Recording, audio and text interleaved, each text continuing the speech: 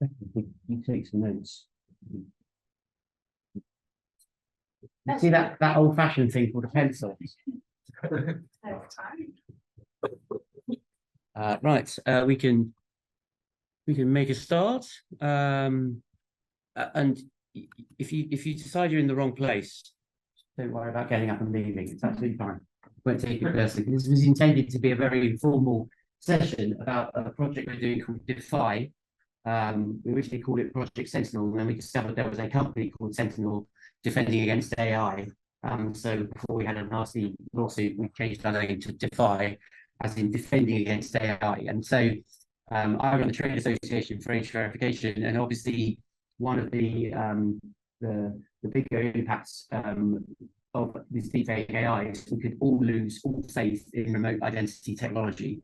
If it's possible for every 8-year-old to use a filter from Snapchat to make themselves look 28, then facial age estimation isn't going to be that helpful. Equally, if we can use only fake.com to generate absolutely perfect fake documents, which we can't detect, then we're equally in trouble. And so from an industry-wide perspective, we wanted to find a way to have a story to tell about how we are aware of that risk and trying to deal with it. And so we bid for some money when the UK and Switzerland had a free trade deal, and they offered therefore some joint innovation grants. So we worked with privately one of the AVK members in Switzerland, who've done some really interesting stuff, sort of shrinking an age verification app so it can all work on your device. So you can do facial estimation on the device. And IDIAP, which is an academic institute in Switzerland near Lausanne.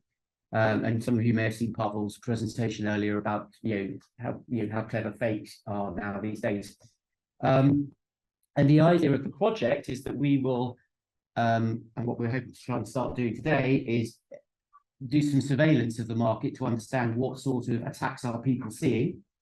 And then having established those attacks, prioritize them. So which are the most accessible and the most widely used and the most effective.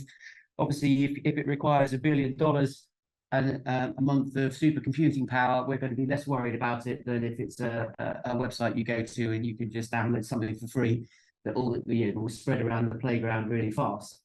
So having identified some of those vectors of attack, then try and find out, well, is there a way we can stop those? What are the telltale clues?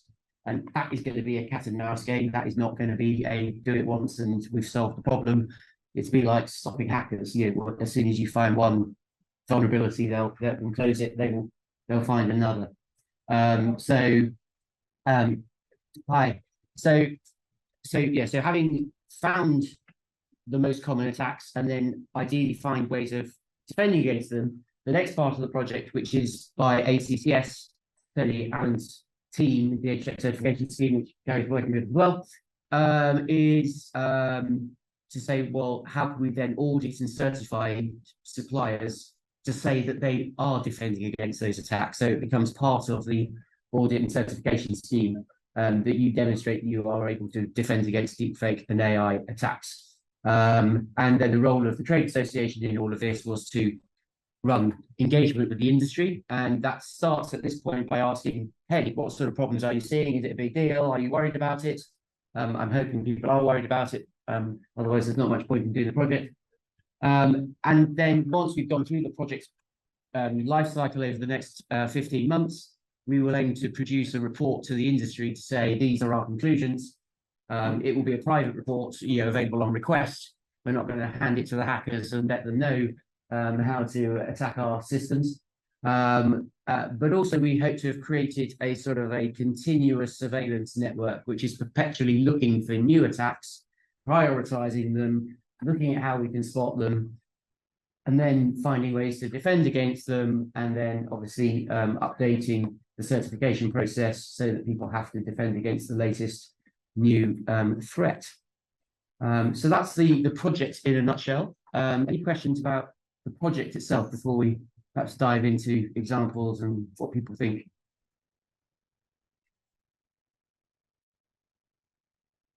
So I don't know if you want to add anything more technical, because you know more about this than I do from a technical perspective. Oh, really?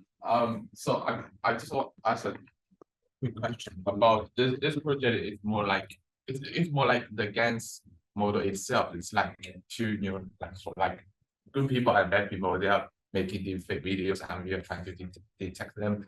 So our techniques are involving each other at the same time, which I don't know if there is an end to this. But apparently, for now at least, it is still the new techniques about making deepfake videos and detecting it, and the deepfake videos are emerging and evolving at the same time. Yeah. Yes. So I mean, obviously, we know that the fakes out there are extremely clever. There was the reported story a few weeks ago of a chap in Hong Kong who was on a call with his boss and three other people from the company. And during the conference call, the video call, the boss said, "I need you to send $25 million to this company or something," and dutifully followed the instructions, only to discover that literally nobody on that call was a real person, and they were all AI generated on the committee, which is learning the hard way at $25 million out the door. So with that, I was just interested to we're small enough, perhaps we can just go around in turn, say where you're from and what you're interested in this subject is, and if you want to throw in some examples or things for us to consider. For me, Jason Manuel, when he was in Ireland, Children of Digital Age is my company, and we're kind of online safety and security educators. So I suppose my interest in this, first of all, would have to be imposing the age insurance on platforms to protect children, but also my background is as a policeman, so I'm always interested in how people are committing crime, so what methodology they're using in the online environment. Yes. So that's my interest. Yeah, I mean, and you typically the levels of assurance we're looking for in age tend to be a bit lower than, for example, an identity, because you can't get onto an airplane and hijack it based on your age. You need an identity. So we are obviously talking about stopping people accessing pornography or buying alcohol or sharing their data when they're too young to be allowed to do so. So we don't have to be quite as paranoid as the people who issue digital identities. But at the same time, some of those harms to children are considered to be pretty bad. Particularly if you're exposing very young children to very nasty content. And it's like the same kind of methodologies used by threat actors. They kind of throw a spanner and works for age assurance are being used in very malicious ways as well, targeting children. Yes. Yeah, so obviously the grooming issue. So Ofcom here has just produced their guidance on how to sort of protect children from illegal harms, and a lot of that was around preventing children from being able to be contacted by strangers and all the rest of it. And obviously to do that, you need to know which of your users are children. Yeah. They slightly overlooked that part in the guidance, but that's going to be critical to prevent grooming and so on. Miguel. I'm Miguel Pinala. I work for the Spanish data protection authority. I'm interested in this workshop because we are working a lot on all the related data protection issues to age verification system. Thanks. Hi everyone, Julien Branger. I'm cybersecurity solution developer, cybersecurity expert. I'm coming more from the other side of the meeting, from the ISO side, but this afternoon I'm interested by these topics in particular, because I've been since many years advocating for strong security assessment of identity system. Because I'm on identity management, but I'm communication topics. I know where the guys from EDF, for instance, I've been working with them in the past on some topics related to biometrics role, and eager to understand the level of threats that we are aiming at to go through it. I mean, like, yes, that's what you said. Also to collaborate with to share my knowledge on identity related attack. Yeah, the techniques are quite similar. Yeah, we'd love to get your details and keep you engaged. So we've created a website, project.defy.com or defyproject.com. I think I was getting it the wrong way around, but we'll share that And what we're hoping to do, obviously, the course of the project is do various consultations, open that up to the public, see if companies will give us information and send something. So this is a very forward-looking session because we're only 3 months into the project, and we've written a very good project handbook, which you always have to do at the beginning of a project. And we've sorted out our ethics approach as well, because obviously we'll be using a lot of data sets, and it's interesting. Academics don't seem to be quite so bound by some of the same restrictions on the use of data as commercial companies, as far as I can see.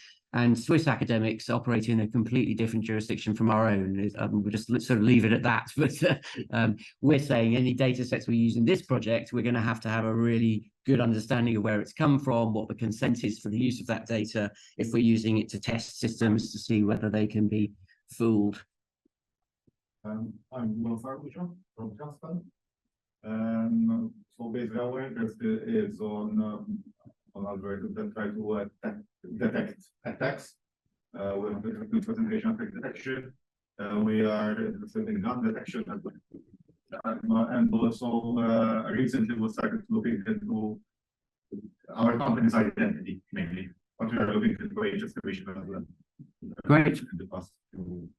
Well, I've got a great trade association you can join if you want to get into age verification, which is the one that we run as well. So, Hi, yeah, I'll introduce both of us. So I'm Deborah, and we both work for the banking group, and we're here with 2 customers today. So we are part of the team that launched the Bank Smart ID app last September, and so we were interested in how that app supports age verification processes. But separately to that, we are also trying to embed kind of age verification, age estimation, and digital identity solutions within our own kind of banking customer journeys, and we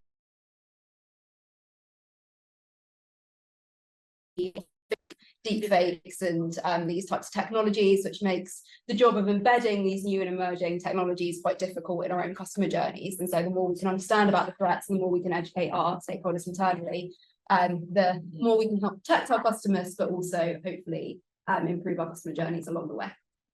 Fabulous. I know. Oh, don't nearly enter the meeting. That's no good at all. Murray, do you want to chip in from home? Sorry, I just noticed you were there, so I've now started to try and move the computer around, which is the old-fashioned way of doing that. Let's see if you just talk to me. Come off mute and talk to me. You're on mute at the moment. Thank you so much, Ian. I really appreciate you moving the mic around the room. I feel very, very well cared for.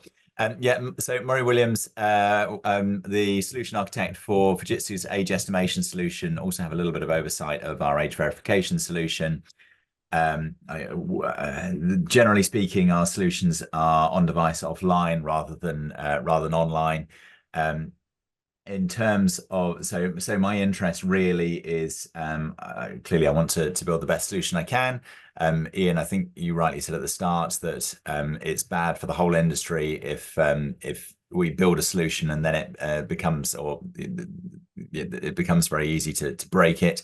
I think one of the things I've become particularly aware of recently is with social media being such a big thing, particularly amongst young people. It only takes one person to find a successful attack that in order for hundreds of thousands of people to know what that successful attack is potentially. I think a couple of things not related to deepfakes in terms of relevant attacks. So on a desktop computer, I think just switching the camera feed from your existing camera to a different camera, which might be video feed. So it might be just showing a video of somebody that's on the internet. That's a pretty straightforward attack to do, and I don't know how robust other solutions are to that at the moment. And then attacks that involve a tampered with version of apps on phones. You take an age verification provider's app, you decompile it, you tamper with it. And then you use that as a means of not needing to do the age check in order to get the token. Yeah, so it might be helpful you probably to just be clear on the distinction between what deepfake and AI and presentation and injection. I'll do the latter because I know it better. So your presentation attack is literally showing something real to a system. Whereas the injection attacks, you might not even have a phone or a computer involved. It literally is it's just the tech that's directly intercepting the signal, which would otherwise have come from the camera, but you're feeding in something that you've generated as an avatar or something like that. So, and obviously, but the simplest attacks we see, and we saw them actually during the trial of facial age estimation in UK stores. Somebody pulled out a £5 note and managed to fool one of the systems by just using the face on the £5 note. It turned out that particular installation was using an outdated piece of the software, because obviously the suppliers were horrified that they'd be defeated that easily. So did a big investigation. It was like, oh well, they hadn't actually switched on effectively their anti-spoofing, which was otherwise available to stop that sort of thing. But yeah, I think it's probably going to be more, the concern will be about the injection attacks rather than the presentation attacks. I think there's been a lot of work already on basic presentation attacks, and ACCS have a lab here in Manchester where they test things with various beards and different lighting conditions and all the things that you can alter to sort of put these systems through their paces. But what we've never had is an ability to test systems for deepfake attacks. So as I said, that's going to be one of the outcomes of this project. So, I mean, that's just really an introduction to what we're doing, and we don't have the answers. If you came here for the answers, I'm afraid you'll have to come back to next year's conference if we have one. But hopefully it's sparked an interest, so you might follow us along and see what we come up with. I don't really have anything else to say unless anybody had any further thoughts or contributions. In terms of tracking the progress of your work, and you said there'd be a report right at the end, but are you going to be publishing things along the way or running sessions like this? Yes, so I think we are figuring out now what our engagement strategy will be. Obviously, we'll take advantage of the fact we're a trade association, so we have access to 26 different age verification and estimation providers through that. But we wouldn't limit it to just members of the association. And presumably Yoti would keep you up to speed on what was going on anyway, as you're in partnership with them. But and we will update the website. We'll be putting articles and so on the website about what we're doing and what we're finding. But there'll be a difference between what we say publicly and obviously what we want to do in private. But we do want in public to make it clear that as an industry, we've understood this is a risk and we are actively trying to manage it. I was really pleased when after the Only Fakes website popped up and everyone was saying, oh, this is the end of ideas, we know it. I waited and waited and waited, and eventually I saw Authentics, which is one of our members, and I saw Yoti, which is another one of our members, post to say that their systems would have caught those particular fakes, fakes that the human eye will not detect. So we are going to need a systemic approach. I heard a very large US identity provider speak at a conference, the Identity Week conference last year. I will not name them to save their blushes and to avoid a lawsuit.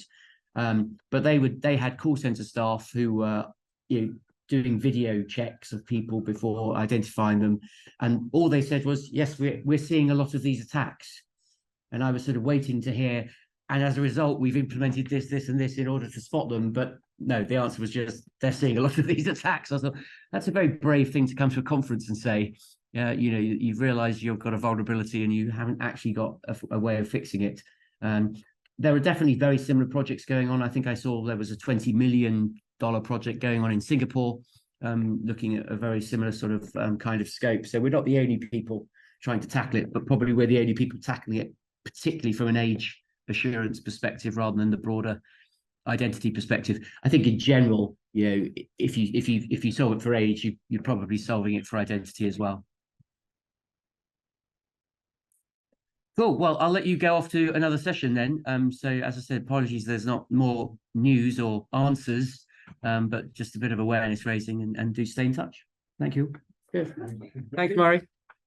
Thanks, Ian. Thanks all.